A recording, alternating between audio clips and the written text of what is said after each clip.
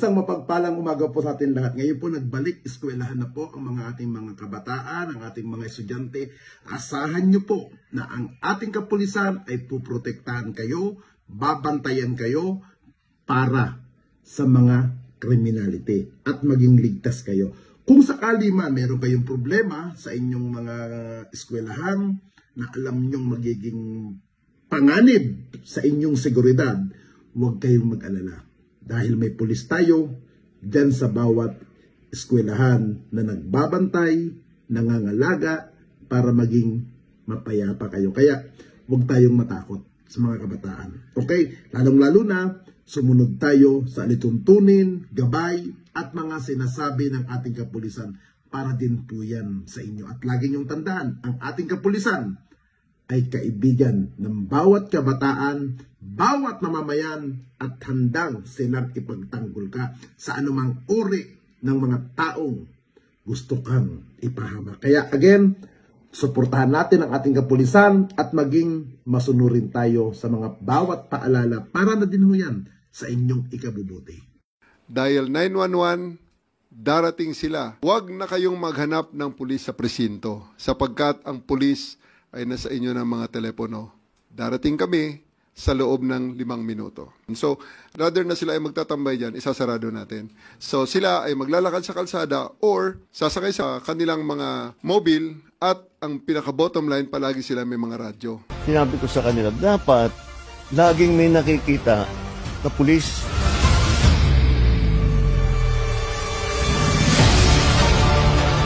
Kailangan ang pakiramdam ng tao, laging may pulis dito.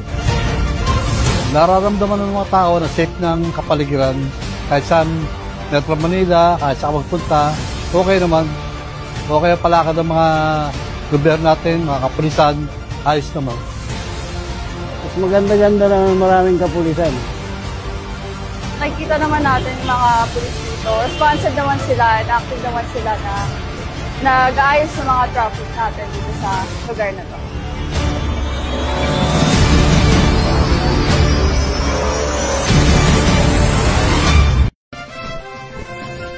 Narito ang Revitalize Pulis sa Barangay Ting Pinagbuhatan. Bagong silang, may bago ng buhay, bagong bansa, bagong galaw, sa bagong lipunan. Nagbabago ang lahat, tungo sa pag-unlad, at ating itanghal bagong lipunan.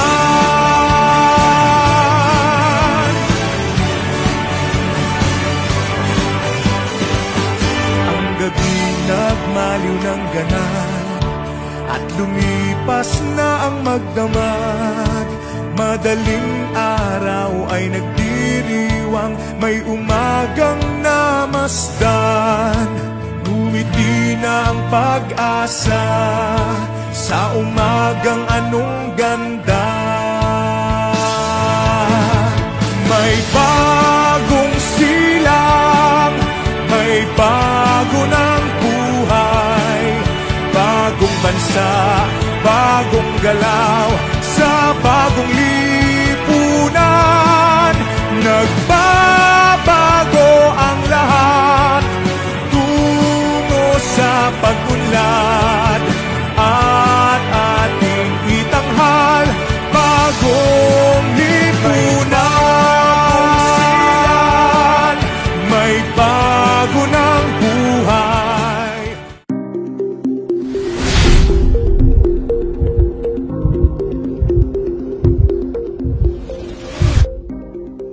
Mga ligtas tips para sa iwas krimen ngayong balik eskwela. Dahil nalalapit na naman ang pagbubukas ng klase o ang tinatawag na balik eskwela, ang EPD ay nais kayong bigyan ng paalala upang makaiwas sa kahit anong krimen ngayong darating na pasukan. Mga paalalang makatutulong sa mga estudyante, magulang at guro upang makaiwas sa masasamang loob at mapanatili ang kaligtasan ngayong balik eskwela. Laging maging alerto at mapagmasid, i-scan ang paligid. Obserbahan kung may kahinahinalang tao o kilos. Laging maglakad sa matao.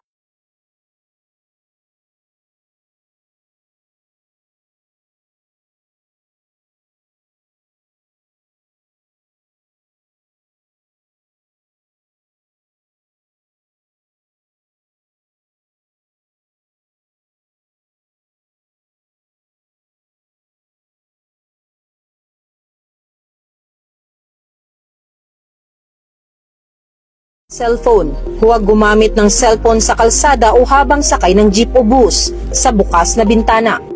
Alamin at ituro ang mga stranger danger sa mga bata. Huwag sumama sa hindi kilalang tao, kahit pa nagsabing kilala nila ang magulang. Ituro ang tamang sigaw at takbo sa pulis, tanod o guro kapag may banta. Iwasang tumanggap ng pagkain o regalo mula sa hindi kakilala. Kaligtasan sa pagsakay sa sasakyan. Sakay at baba lamang sa opisyal na sakayan. Iwasan ang makipag-ride sa hindi lisensyadong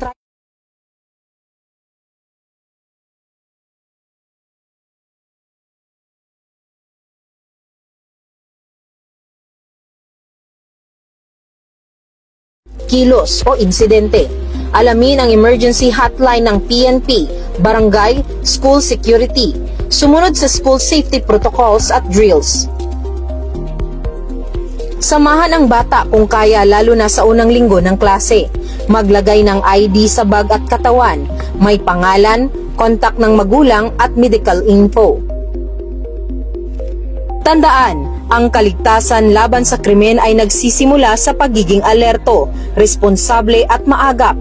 Protektahan ang sarili, kaibigan at paaralan. Ang ligtas na balik eskwela ay tungkulin nating lahat. Yan ang mga ligtas tips mula sa inyong kapulisan sa Eastern Police District.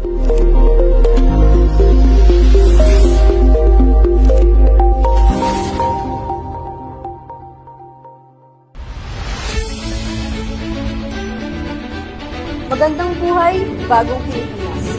Narito po ang nagbabagong balita mula sa Silangang Distrito ng Pulisya. Ito ang EPD Express Balita. Ang Eastern Police District ay nagsagawa ng meet and greet sa mga miyembro ng District Advisory Group para sa mas matatag na ugnayan at makabuluhan ng transformasyon at pag-unlad sa buong distrito. Isang mahalagang pagtitipon ang isinagawa ng Eastern Police District kung saan formal na naganap ang meet and greet ng mga miyembro ng District Advisory Group for Police Transformation and Development or DAG-PTD. Pinangunahan ni Police Brigadier General Aden E. Lagradante, District Director ng Eastern Police District, ang mainit na pagtanggap sa mga kasapi ng advisory group na binubuo ng mga kinatawan mula sa iba't ibang sektor ng lipunan, kabilang na ang simbahan, akademya, negosyo, kabataan at media. Kasama din na dumalo sa nasabing aktibidad si Police Colonel Leonard L. Luna, DDDA at Chairman ng Technical Working Group at iba pang opisyales ng EPD. Layunin ng pagpupulong na ito na palalimin ang ugnayan ng kapulisan at ng komunidad sa pamamagitan ng pagbabahagi ng mga layunin, programa at inisyatibo tungo sa epektibong implementasyon ng PNP Patrol Plan 2030,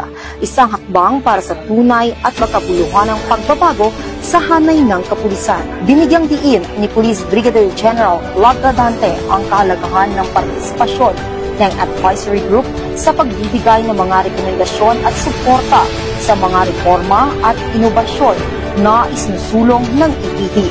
Samantala, nagkaroon din ng pagkakataon ng mga miyembro ng DAG-PTD na ipakilala ang kani-kanilang sektor, layunin at maaring kontribusyon sa mga programa ng pulisya, lalo na sa larangan ng community engagement, public safety at good governance. Isang bukas at makabuluhan ng talakayan ang nagsilbing simula ng mas matatag na ugnayan sa pagitan ng Eastern Police District at ng komunidad na kanilang pinaglilingkuran upang mas makamtan ang pamayanang maunlad, ligtas at mapayapa. Upang maging mas mabilis at epektibo ang kapulisan sa pagre-responde sa mga tawag ng mamamayan, ang Eastern Police District ay nagsagawa ng simulation exercise kaugnay sa 5 minutes response time program ng Chief PNP. Ang nasabing simulation exercise ay pinasinayaan ni Pasig City Mayor Vico Soto kasama si Police Brigadier General Aden T. Lagradante, District Director ng EPD, kasama ang Command Group, Chief of Police ng Pasig City Police Station na si Police Colonel Hendrix B. Mangaldan at iba pang mga hepe ng mga himpilan ng pulisya ng EPD. Buong galak na ipinapakilala ang bagong inisyatibo at programa ni Chief PNP na si Police General Nicolas D. Torre III ang 5 Minutes Response Time Program. Ang programang ito ay bahagi ng mas pinaigting na kampanya ng PNP para sa mabilis, epektibo at maaasahang serbisyo sa bawat mamamayan ng Metro East, lalo na sa Pasig. Layunin ng EPD na makarating ang mga kapulisan sa anumang insidente o tawag sa hotline number 911. Ang saklolo sa loob lamang ng 5 minuto. Ito man ay krimen, aksidente, emergency o anumang insidente na nangangailangan ng agarang tugon. Pagkakaintindi ng 5 minutes or less, kaya na ng ating kapulisan. Kaya nakakabilib nga talaga ang ating mga kapulisan. I really commend the Eastern Police District, our Pasig Central Police Station, dahil talagang ilang araw pa lang naman mula nung nagkaroon tayo ng direktiba, pero nagawa na po nila kagad. Ang EPD ay gumagamit ng modernong teknolohiya at mas pinalakas na mobile patrol units. Ang mga koordinasyon sa pamamagitan ng mga command center 24/7 upang matiyak na bawat kanto ng Pasig may pulis na agad na makakatugon. Of course, optimistic tayo na lalong bababa ang crime volume o yung crime rate dito sa EPD. But because of this latest na program ng ating security, lalo pa natin mabababa. So kahit saan na naman, may theft and robbery. But with this bagong program na ang pulis natin na sa labas, of course, may deterrent effect yun, may deterrent factor. Yung mga may balak na masama, nakikita nila yung pulis natin sa labas, they will think twice na gumawa ng krimen o ng kababalagan.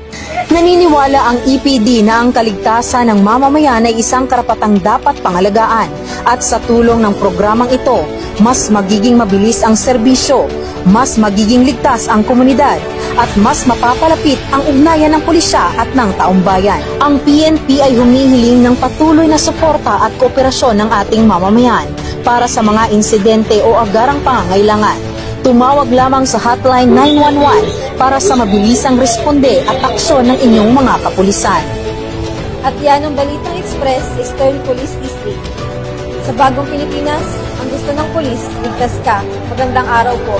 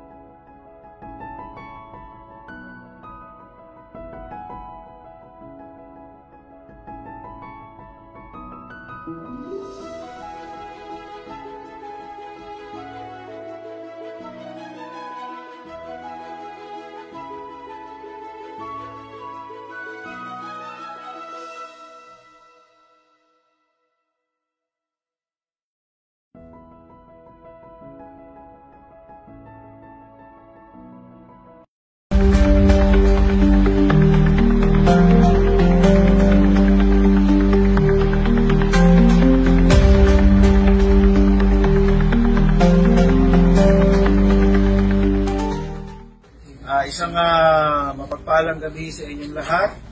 Binabati ko po ang ating mga kasamahan sa kapulisan sa pangunguna ni Police Captain Richard Ebio at ang 10 ng kanyang mga katulong sa isang matagumpay na naman na operasyon na ito. Kami po sa hanay ng barangay sa pangunguna ng aming Kapitan Rico Centeno ay lubos na nagpapasalamat sa inyong walang sawang suporta. Umulan at umaraw, ating pong ginagampanan ang ating mga tungkulin. Saludo ang Barangay Tumarang sa inyo. Mabuhay kayo.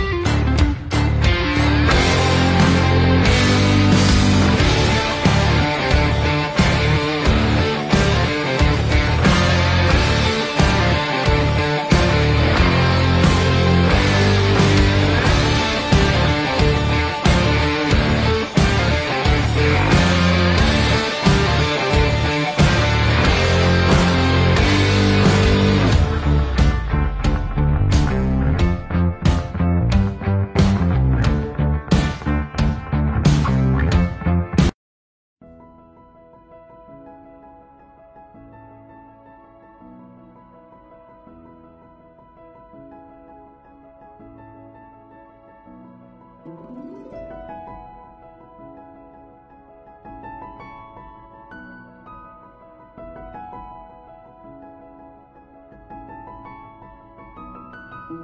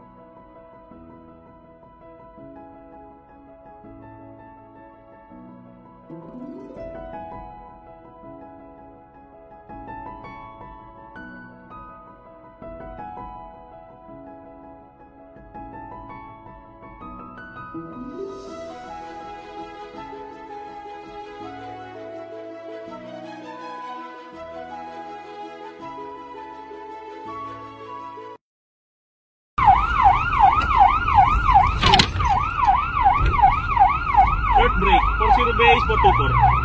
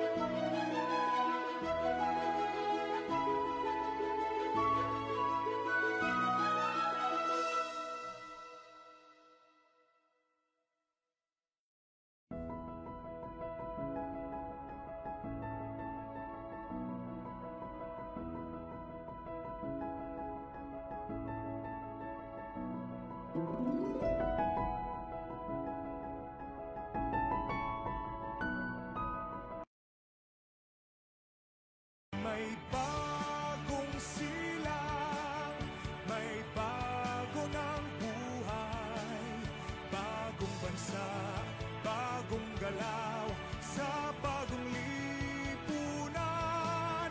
Nagbabago ang lahat, tungo sa pag-unlad, at ating itanghal, bagong lipunan.